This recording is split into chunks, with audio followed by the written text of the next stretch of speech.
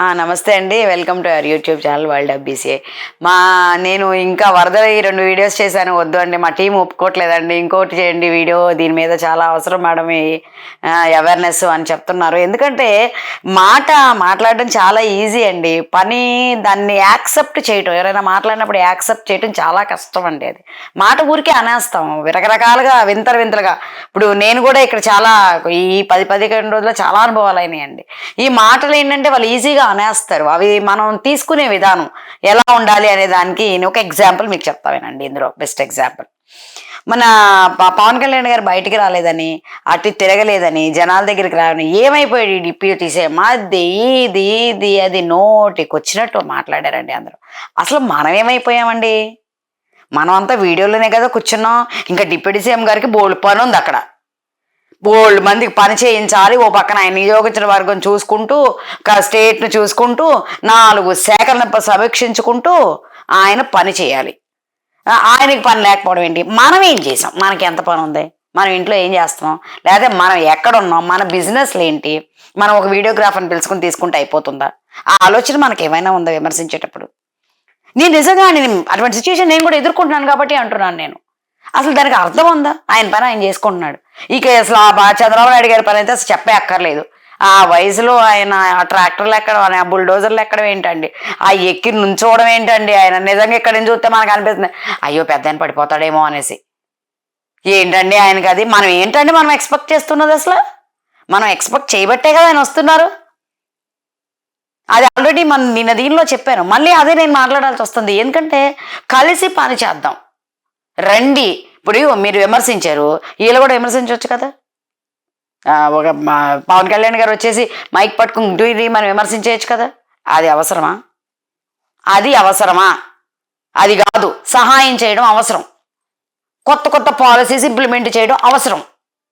Implement చేసి ప్రాపర్గా అవుతుందా లేదన్నా పొద్దున్న సాయంత్రం జరిగి గంటకి రివ్యూ చేసుకోవటం వాళ్ళకి అవసరం. అది వాళ్ళ పని. ఎందుకంటే వాళ్ళ పైన ఉన్నారు.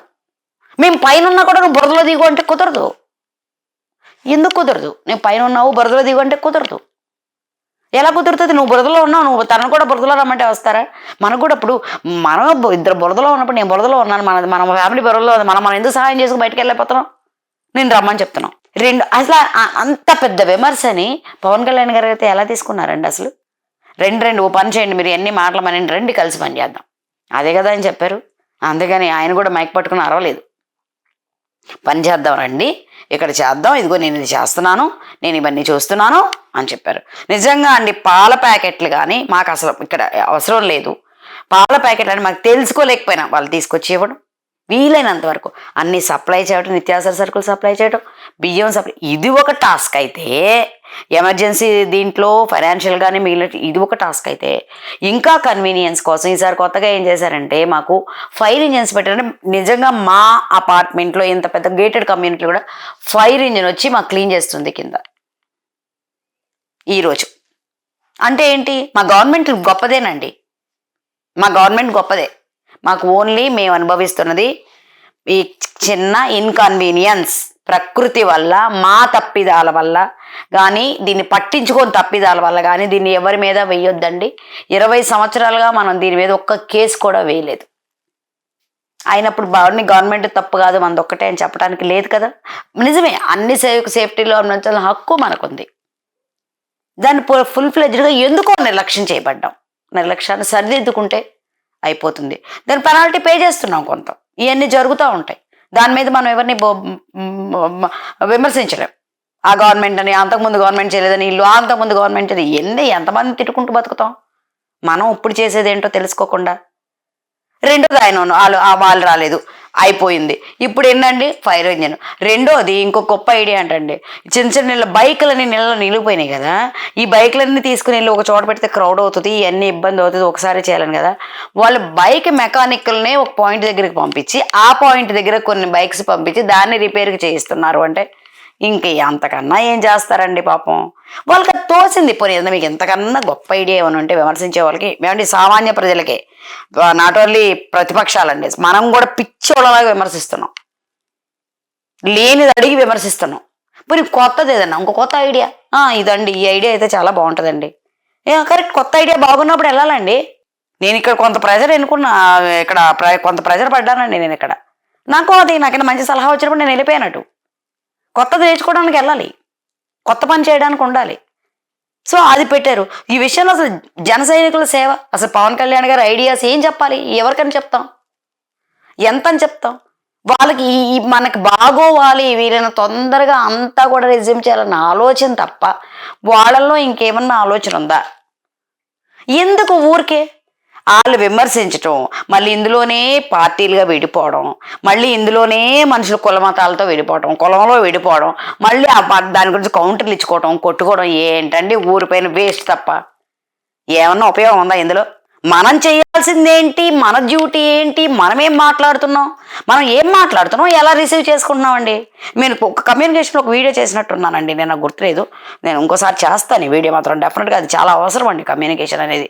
ఎందుకంటే నేను ఈ మధ్యకాలంలో బాగా అనుభవించాను. నేను ఆ మిస్కమ్యూనికేట్ ఎలా అవుతుంది, ఎలా ఇంటర్ప్రెట్ చేసుకుంటారు ఇష్యూస్. మనకి ఒక లిమిట్ ఉంటుంది కదా. ఆయన ఏదో చేస్తే మనం విమర్శిస్తాం. అసలు నాకైతే ఆశ్చర్యం అండి. ఆయన డబ్బులు 6 కోట్లు విరాళం ఇచ్చారని కూడా విమర్శించే వాళ్ళు ఉన్నారు, ఆయనకి ఏం పని ఇవ్వడానికి. Really was surprised. అది ఆయనకి సాటిస్ఫాక్షన్. ఒక్కొక్కరు తీసుకుంటే కొన్ని ఇచ్చేస్తూ ఉంటారు. నేను ఏదో చిన్న క్యాప్షన్ చదివానండి, ఎంత నచ్చిందో.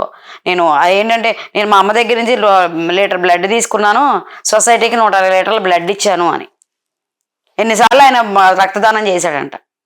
ఎందుకండి, నాకు పబ్లిసిటీ కావాలండి, అందుకే మా అమ్మ దగ్గర నుంచి బ్లడ్ని ఇలా చేశాను. అసలు రియల్లీ అసలు అటువంటి మనిషికి ఆలోచన రావటమే గొప్పతనం అండి. అది తీసుకుని ఏం చేస్తున్నాం మనం? అన్నీ తీసుకుందాం, ఏం చేస్తున్నాం? అన్నీ వదిలేసి వెళ్ళిపోతున్నాం. అది ఒక్కటి గుర్తుపెట్టుకోండి. అంటే మిమ్మల్ని ఏమో ఆస్తులు దాయొద్దని, సంపాదించుకోవద్దని, బ్రతకొద్దని చెప్పట్లేదు, కానీ అది ఒక్కటే జీవితం అయితే కాదు, ఇంకా చాలా ఉంది. పవన్ కళ్యాణ్ గారు ఇవ్వడంలో తప్పులేదు. ఆయన పెద్ద మనసు, ఆయన పెద్ద మనసు. కానీ మేము కూడా చాలా ఎక్స్పెక్ట్ చేశాను. ఓకే, ఆయన స్టార్టింగ్ చేయడంలో ఇంకా చాలా చాలా వస్తుంది, చాలా ఎక్కువ ఫండ్స్ వస్తాయని నేను కూడా ఎక్స్పెక్ట్ చేశాను.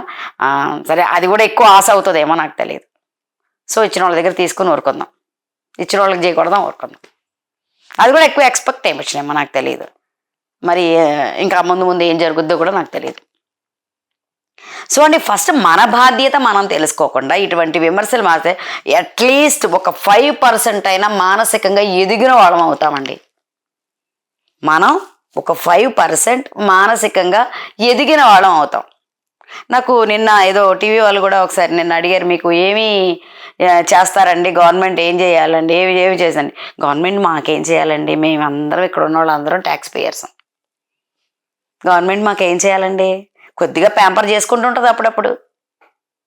ఒక్కొక్క లెవెల్ పెరిగితే బాగుండు అనిపించింది, కొంచెం ప్యాంపరింగ్ అంటే కొంచెం ప్రొవిజన్స్. పోన్లే, మనకి ట్యాక్స్ కడుతున్నారు కదా, వెలిగిది ఇద్దాము, అది ఇద్దాము అంటే ఫ్రీలు కాదండి, రోడ్ వేద్దాము, వాటర్ కరెక్షన్ ఇద్దాము, డ్రైనేజ్ సిస్టమ్ ఇద్దాం, ఇలాంటివి చాలండి మాకు.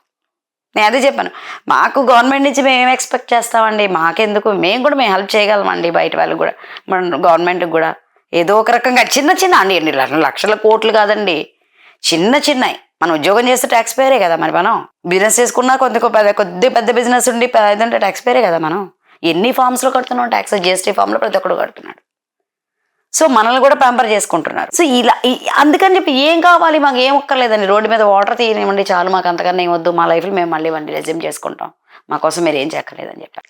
అది మన మనసులో ఉండాలండి, అటువంటి భావం మన మనసులో ఉండాలి.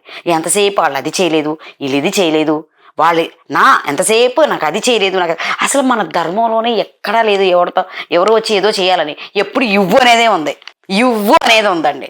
ఇచ్చినోడు రాజు అయ్యాడండి, అడిగినోడు సామాన్య ప్రజలు అయ్యాడు.